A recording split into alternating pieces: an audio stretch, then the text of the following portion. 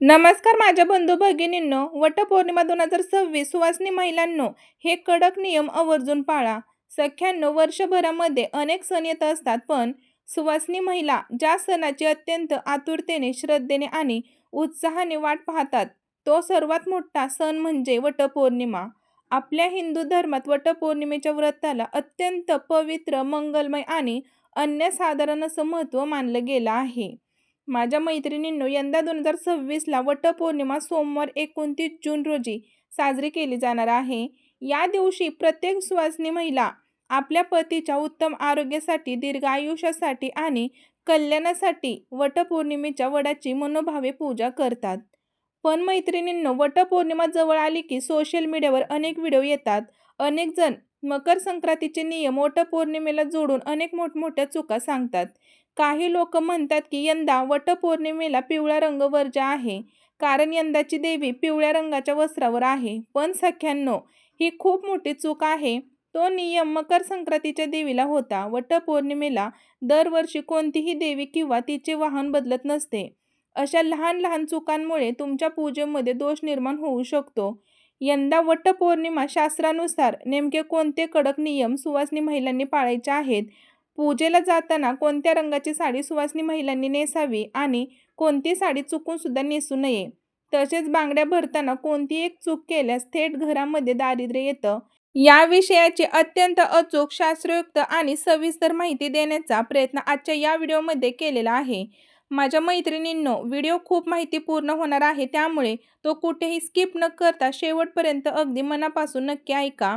कारण आता आपण बघणार आहोत, पंचांगानुसार ज्येष्ठ महिन्यातील पौर्णिमेला हा सण साजरा केला जातो.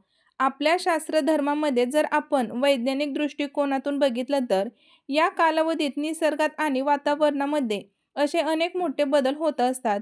सख्यांनो, मकर संक्रांतीच्या काळात जशी प्रचंड थंडी असते, तसंच वटपौर्णिमेच्या या काळात कडक उन्हाळा संपून पावसाळ्याची सुंदर चाहूल लागलेली असते.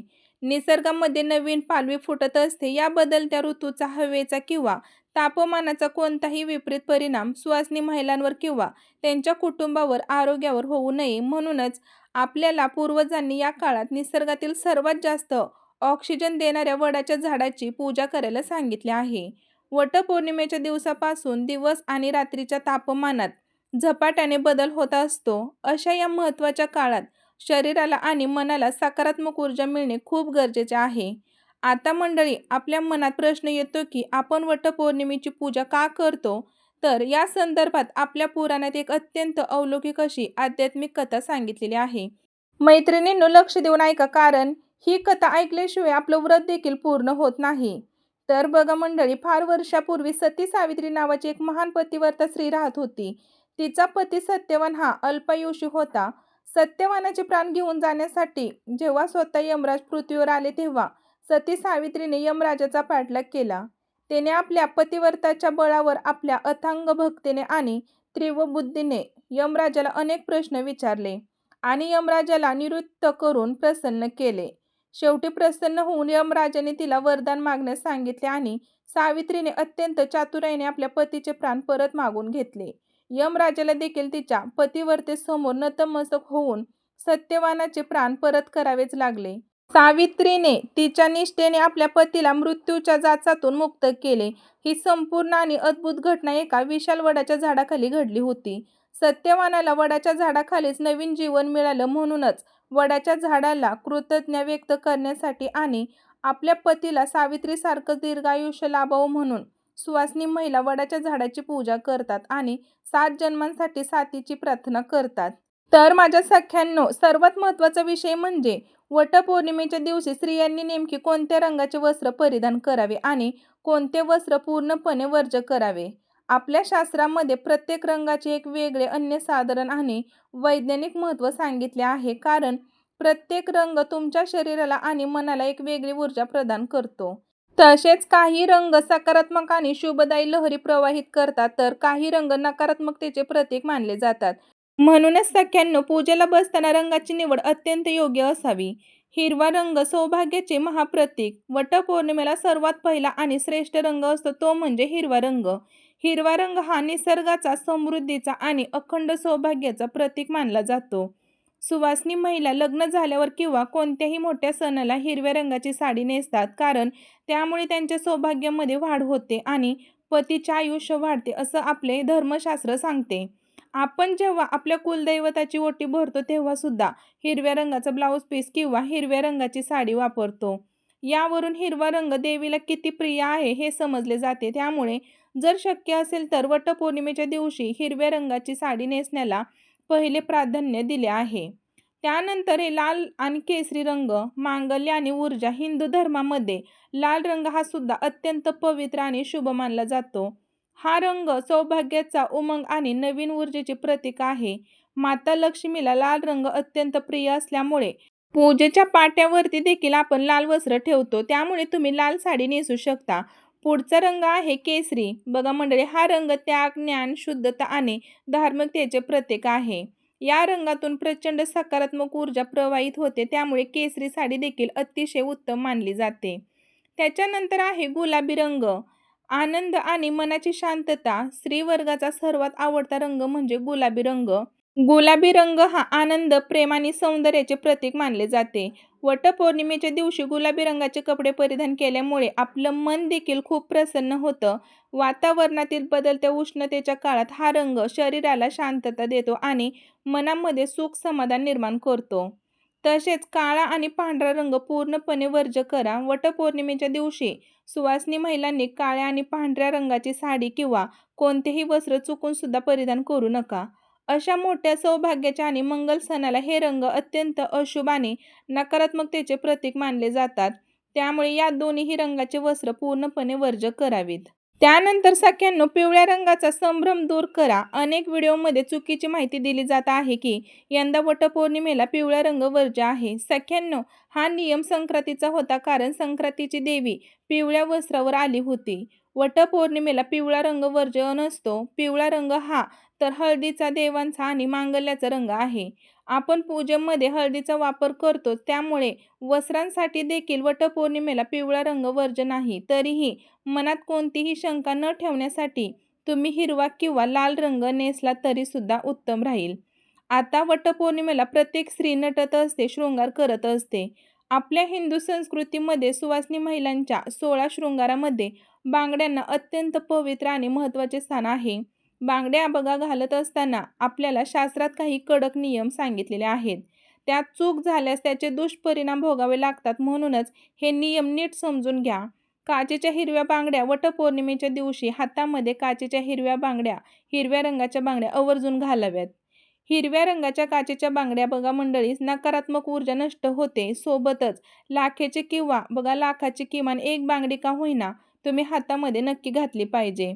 बांगड्या घालत असताना मेटलच्या किंवा प्लास्टिकच्या बांगड्या वापरणे पूर्णपणे वर्ज्य करावे, कारण मैत्रिणींनो, त्या शृंगारात ग्राह्य धरल्या जात नाहीत. तुमच्याकडे सोन्याच्या कितीही बांगड्या असल्या तरी सुद्धा सोन्याच्या बांगड्यासोबतच काचेच्या हिरव्या बांगड्या घालणे अनिवार्य आहे. सख्यांनो, संख्या समान नसावी. अतिशय महत्त्वाचा नियम.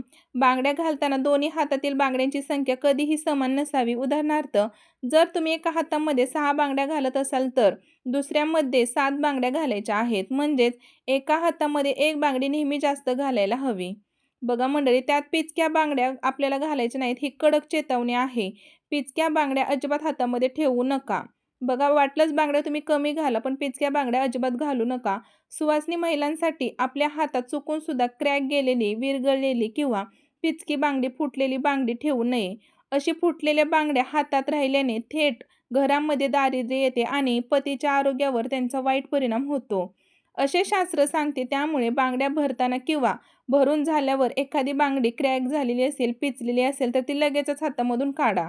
आता बघा मंडळी, काय टाळावे. वटपौर्णिमेचा कडक कोड ऑफ कंडक्ट. काय टाळावे आणि काय करावे. आता सख्यांनो, वटपौर्णिमेच्या पवित्र दिवशी आपल्याला शास्त्रानुसार आणि परंपरेनुसार कोणत्या गोष्टी चुकून सुद्धा करायच्या नाहीत आणि कोणत्या गोष्टी आवर्जून करायच्या आहेत. तर सर्वात पहिल्यांदा या गोष्टी चुकून सुद्धा करू नका. पहिली, या दिवशी सकाळी उठल्यावर दात घासणे किंवा नित्यकर्म करताना मनात कोणताही अभ्रम विचार आणू नयेत. देवांची किंवा निसर्गाची बघा विंटबना होणार नाही याची काळजी घ्या. दुसरा आहे, वटपौर्णिमेच्या दिवशी सुवासिनी महिलांनी शेणात हात घालू नये, असं देखील आपल्या जुन्या शास्त्रात सांगितलेलं आहे. तिसरा आहे सकाळी घरामध्ये झाडून काढण्यापूर्वी किंवा केर कचरा काढण्यापूर्वी सुवासिनी महिलांनी आपली वेणी घालावी. मोकळे केस ठेवून केर कचरा काढू नये. चौथा आहे या पवित्र दिवशी सुवासिनी महिलांनी आपले केस धुवू नयेत. केस आदल्या दिवशी धुवून स्वच्छ करावेत. पाचवा वटपौर्णिमेच्या दिवशी लांबचा प्रवास करणे टाळावे. सहावा आहे घरामध्ये कोणाशीही वादविवाद, भांडण किंवा कटकट करू नये. आपले मन पूर्णपणे शांत आणि प्रसन्न ठेवावे. आपल्या पतीशी किंवा घरातील मोठ्यांशी आदराने वागावे. त्यांचा अपमान होईल असे कोणतेही कार्य करू नये. सातवा आहे तामसिक भोजन पूर्णपणे बंद. सर्वात महत्त्वाचं म्हणजे वटपौर्णिमेच्या दिवशी घरामध्ये चुकून सुद्धा मांसाहार म्हणजेच नॉनव्हेज बनवायचं नाही आणि खायचं देखील नाही.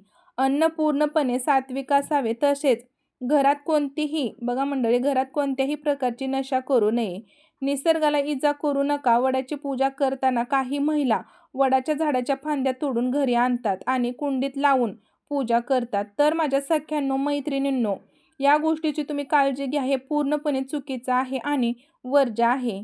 झाडाला इजा करून केलेले पूजे कोणतेही पुण्य मिळत नाही. त्यामुळे प्रत्यक्ष वडाच्या झाडाशी जाऊन तिचीच पूजा करावी. आता मंडळी, या गोष्टी आवर्जून करायच्या आहेत. पहिली आहे देवाची पूजा मांडताना किंवा पौर्णिमेची घरात पूजा मांडताना आपण पाटावरती लाल रंगाचे वस्त्र टाकावे, कारण लाल रंग हा माता लक्ष्मीला अत्यंत प्रिय आहे. दुसरा आहे वडाच्या झाडाला सुती पांढरा धागा गुंडाळून मनोभावे प्रदक्षिणा माराव्यात आणि वडाला हळदी कुंकू अक्षदा व्हाव्यात. तिसरे आहे दुपारच्या वेळी किंवा संध्याकाळी सुवासिनी महिलांना घरी बोलावून हळदी कुंकू समारंभ नक्कीच करावा. मंडळी, चौथा आहे वाण लुटण्याची परंपरा. वटपौर्णिमेला सुपात आंबे आणि गहू ठेवून वाण लुटण्याची दुसऱ्या सुवासिनीला देण्याची आपली जुनी परंपरा आवर्जून पूर्ण करावी. पाचवा आहे या दिवशी घरामध्ये पुरणपोळीसारखे सात्विक आणि गोड भोजन बनवावे. स्वतः उपवास करावा आणि जमेल तितका वेळ कुलदेवीचे नामस्मरण आणि नामजप करावा. तर माझ्या प्रिय सुवासिनी महिलांनो, आजच्या व्हिडिओमध्ये आपण वटपौर्णिमेच्या प्रथाविषयी, योग्य रंगाविषयी, बांगड्यांविषयी, नियमाविषयी आणि शास्त्रोक्त कडक नियमांविषयी संपूर्ण बिनचूक माहिती देण्याचा प्रयत्न केला आहे.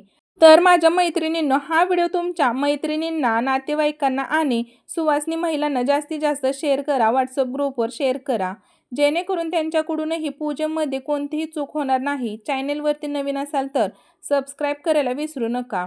व्हिडिओ शेवटपर्यंत अगदी मनापासून पाहिल्याबद्दल तुमची खूप खूप आभारी आहे. धन्यवाद सगळ्यांनो. श्री स्वामी समर्थ. जय जय स्वामी समर्थ.